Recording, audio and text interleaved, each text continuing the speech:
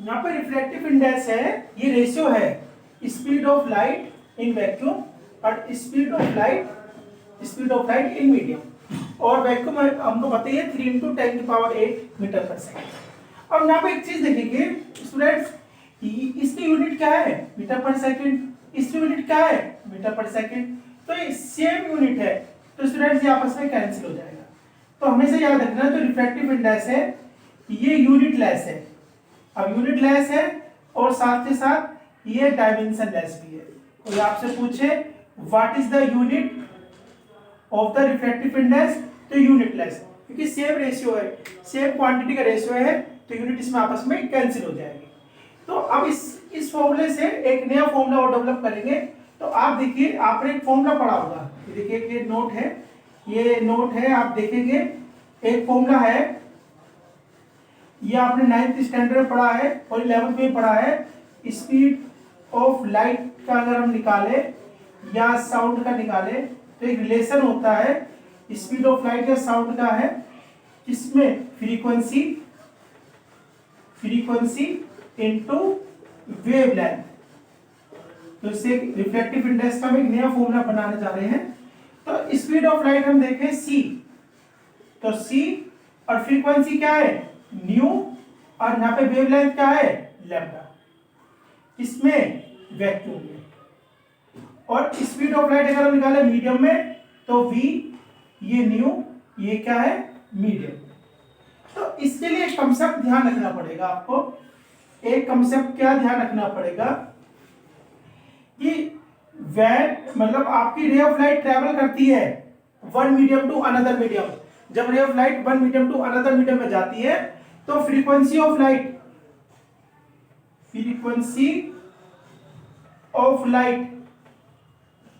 Does not change. Frequency of light change नहीं होती है। तो यार ये बात ध्यान रखिए, यहाँ पे जो न्यू है ये फ्रीक्वेंसी है। जब रे ऑफ लाइट ट्रैवल करती है one medium to another medium, तो यहाँ पे न्यू चेंज नहीं है, यहाँ पे भी चेंज नहीं है। अगर मैं इस वैल्यू को इसमें पुट करूं तो एक नया फॉर्मूला बन के आएगा, तो N = C/V। तो C की जगह क्या लिख देंगे? न्यू वैक्यूम की वेवलेंथ और न्यू मीडियम की वेवलेंथ। तो यहाँ पे फ्रीक्वेंसी से फ्रीक्वेंसी कैंसिल हो जाएगा और यहाँ पे आ जाएगा वेवलेंथ वैक्यूम और वेवलेंथ मीडियम। तो ये जो रिफ्लेक्टिव इंडेक्स का जो फॉर्मूला है कि किसके टर्म में आ गया? ये आपके वेवलेंथ के टर्म में भी आ गया है। तो ये आपको समझ में आया होगा।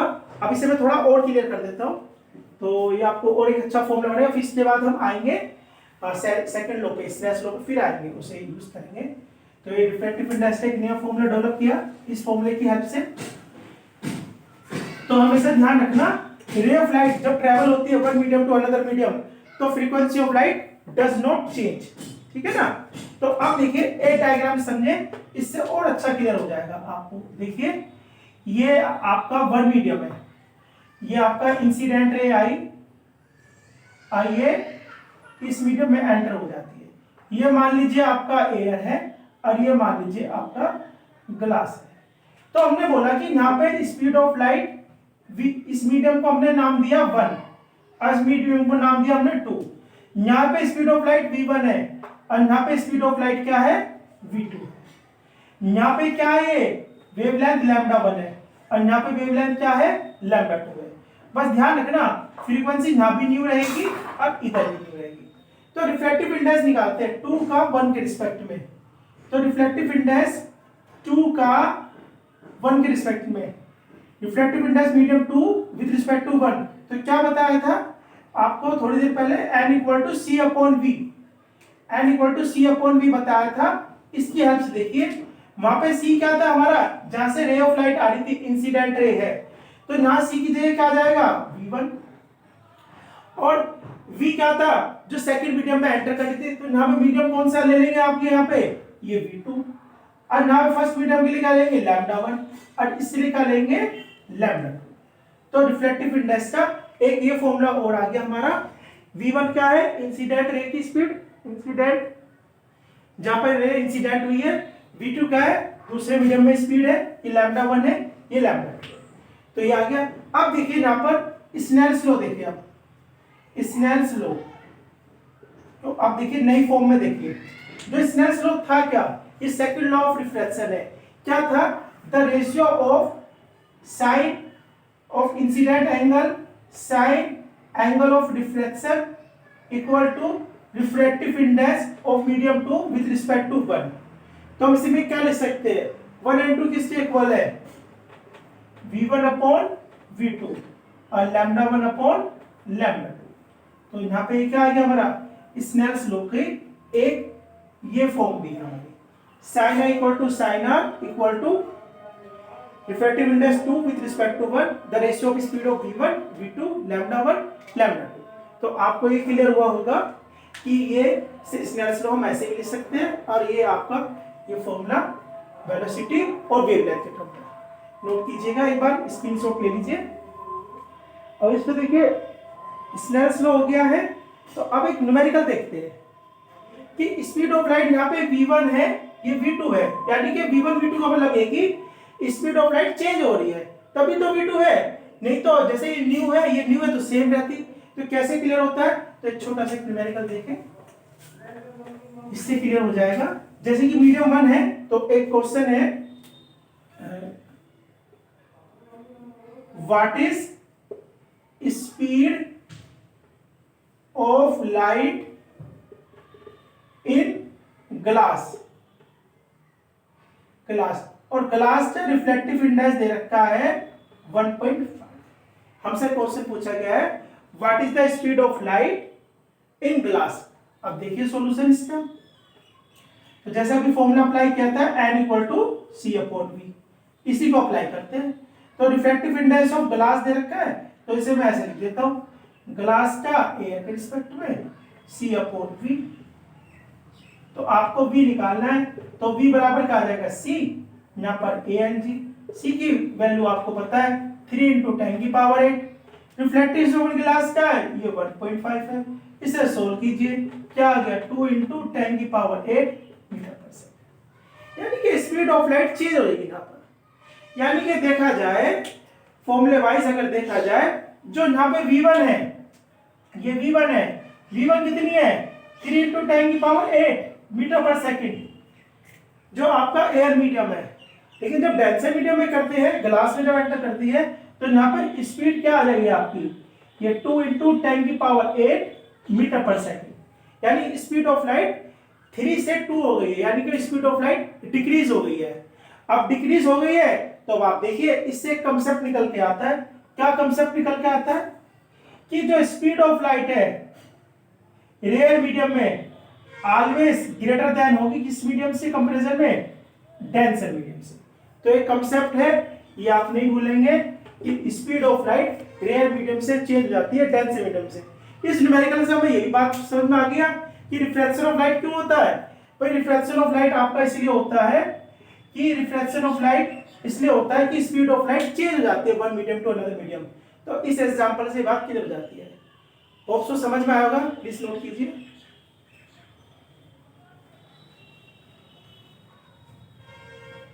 अब देखेंगे यहाँ पे कुछ ये रिफ्रैक्टिव इंडेक्स हो गया हमारा।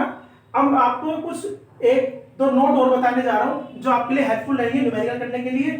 तो देखते हैं, फिर इसके बाद एक न्यूमेरिकल और देखेंगे,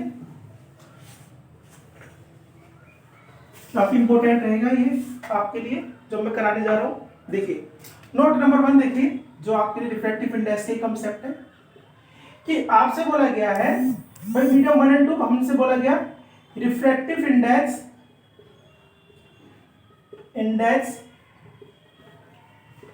ऑफ सेकंड मीडियम। भाई सेकंड मीडियम जो भी थोड़ी देर पहले मैंने बताया था, जो हमने 2 माना है, with respect to first medium 1। तो इसका मतलब सिंपल सी बात है 2 का 1 के रिस्पेक्ट में refractive index of second medium with respect to 1। अब आपसे कहता है चेंज करता है रिफ्रैक्टिव इंडेक्स फर्स्ट मीडियम, थोड़ा सा चेंज कर दिया, फर्स्ट मीडियम यानी कि 1 with respect to second medium. यानी कि 2, यानी कि आपका 1 का 2 के रिस्पेक्ट, यानी टर्मिनोलॉजी चेंज हुई है। यानी कि यहाँ पे विथ रिस्पेक्ट टू 1 मीडियम है, यहाँ पे with respect to second medium है। तो जब कभी ऐसी बात आती है तो स्टूडेंट आपको कुछ नहीं सोचना, बस इसका रेसिप्रोकल लेना है।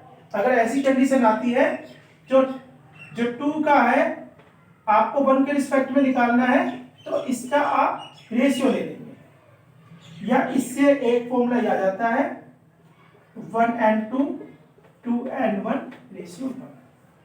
तो कई बार अगर आपको दे दे रिफ्रैक्टिव इंडेक्स, मान लीजिए आपको दिया है एयर के रिस्पेक्ट में, भाई ग्लास का दे दिया 1.33, तो आप इसे चेंज करके मतलब निकाल सकते हैं।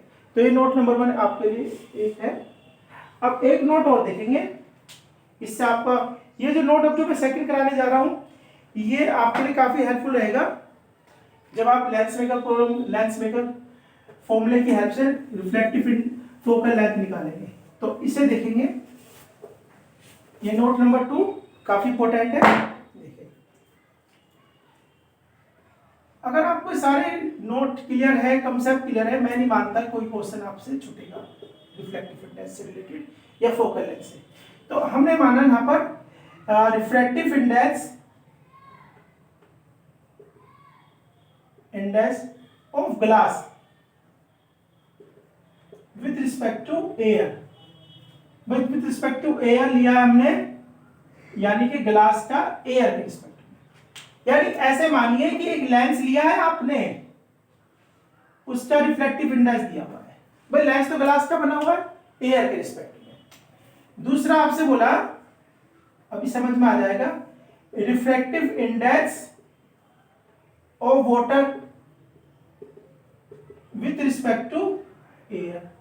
ठीक है, एयर के रिस्पेक्ट में, वाटर का एयर के रिस्पेक्ट में। भाई हमने मान लीजिए एक वाटर लिया है, उसका रिफ्रैक्टिव इंडेक्स दे रहे हैं। ठीक है, अब क्या कहते हैं कि थर्ड पॉइंट जो हमारा है, refractive index of glass with respect to water. अब कंडीशन क्या है, कंडीशन समझे। आप इस लेंस को लाए और जो वाटर है इसमें इसे इमर्ज कर दिया। भाई ये तो ग्लास का बना हुआ है, ये वाटर है, तो आप देखिए ग्लास किसके रिस्पेक्ट में है, वाटर के रिस्पेक्ट में। तो वाटर के रिस्पेक्ट में अगर देखा जाए तो रिफ्रैक्टिव इंडेक्स जो हमने पूछा है किसका, ग्लास का, किसके रिस्पेक्ट में, वाटर के रिस्पेक्ट में। तो इसे कैसे करेंगे स्टूडेंट, ध्यान दीजिएगा, ग्लास का वाटर के रिस्पेक्ट में।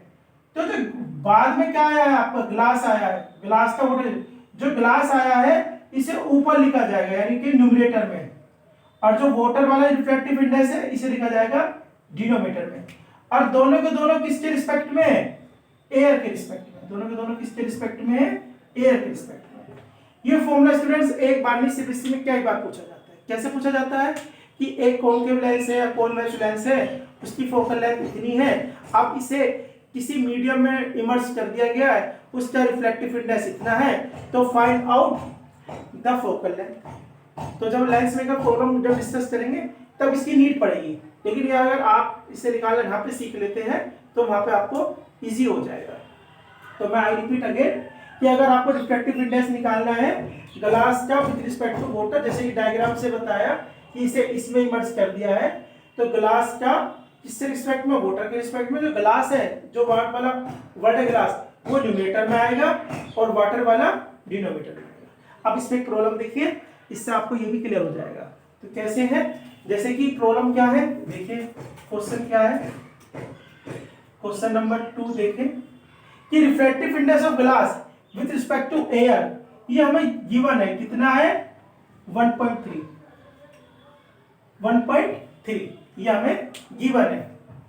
ठीक है ना, कि ग्लास का रिफ्लेक्टिव इंडेक्स कितना दे रखा है 1.3, और ये कितना दे रखा है आपका ग्लास का 1.5 और ये दे रखा है 1.3।